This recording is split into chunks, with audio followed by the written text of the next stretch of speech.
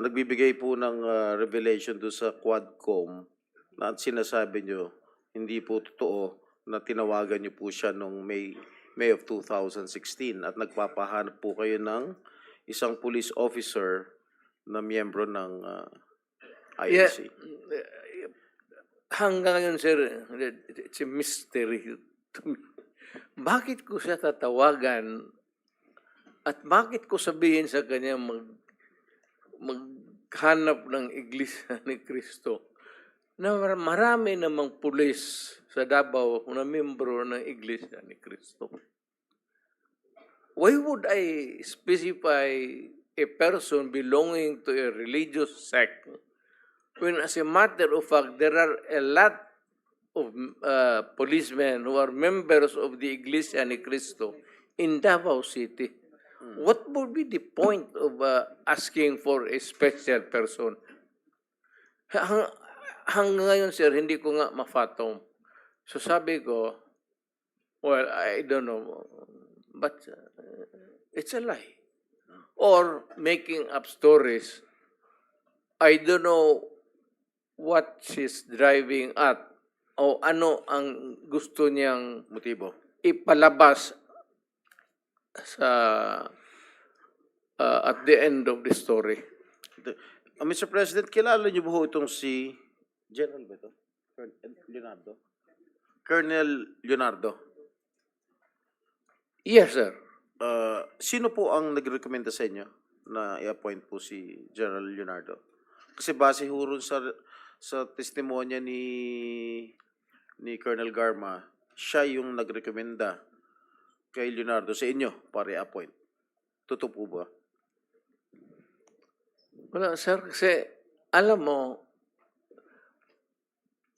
I cannot create a unit sa police because we do not have that kind of authority now. Hindi ako pwedeng magtawag ng police dito o sige, kayo ang unit and you are, you do this job.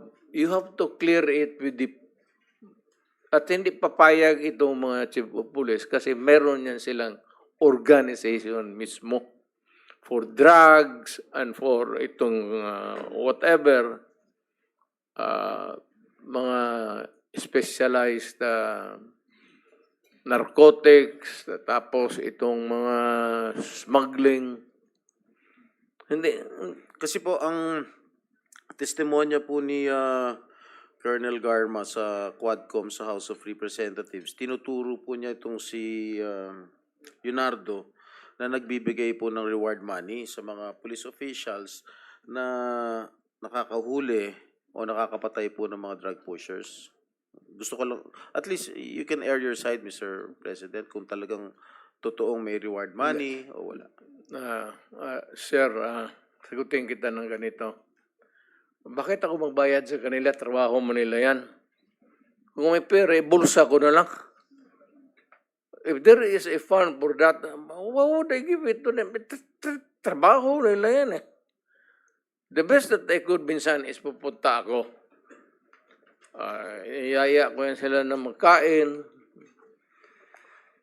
Or kung may mga problema sila na personal, alam mo sir, ganito yan eh. Yung police sir, maliit lang talaga yung sweldo. Maliit talaga, hanggang ngayon maliit talaga ang sweldo. Pag hindi pumasok ang local chief executive o city mayor at may problemang personal yung police, cancer ang asawa, sweldo. Walang ibang puntahan yan, ikaw. Pag hindi mo tinulungan ang police, sir, patay. Yung sweldo nila cannot cope up with the demands of mga problema. Minsan, yung tanungin ko, ilan ang anak mo? Magsabi, alam nila yung istasyon. Sa istasyon nila, yung station commander yan sila. Tapos magtanong ako sa isang police, ilan ang anak mo? Sabihin, 6. Sir, ito prangkahan. Nagagalit talaga ako. putang, sildo mo ng ganon, tapos sige ka, putulin ko yung, barilin ko yung, ganon, nandito man sila, sir, and you can ask them.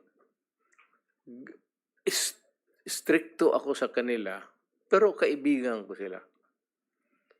Ano ako sa police, sir? Because pagka may problema sila, nandyan ako sa kanila. Pro-police talaga ako at matagal akong nagturo sa Police Academy kasi noong practicing lawyer ako, wala masyado akong kita kasi bata pa ako. At maaga akong nag-asawa, magkaroon ako ng anak, kulang panggatas, kaya ako nagturo sa academy, kaya yan sila dumaan lahat sa akin.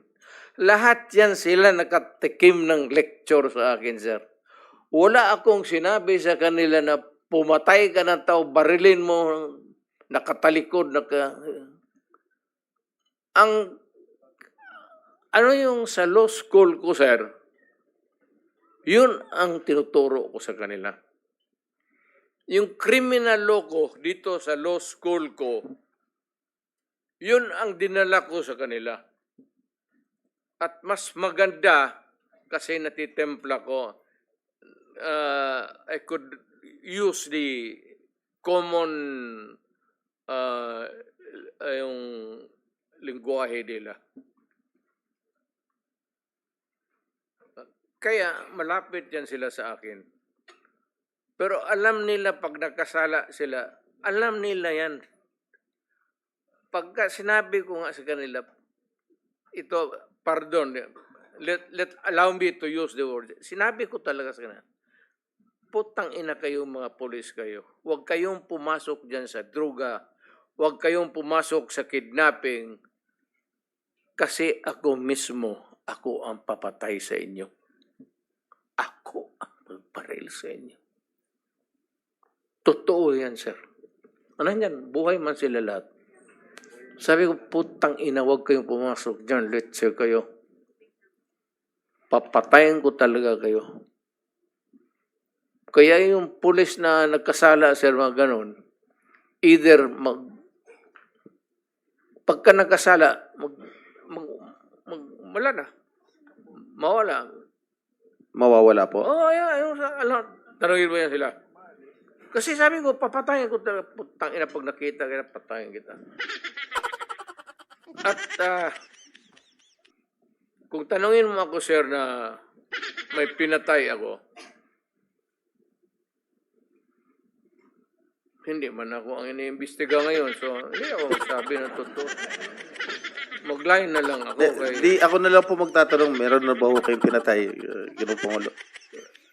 Sir, may ano ako, may moment, lalo na sa yung outrage. Yung hindi ko matanggap yung minsan yung pamilya na ubusin mo, patayin mo, tapos i-rape mo.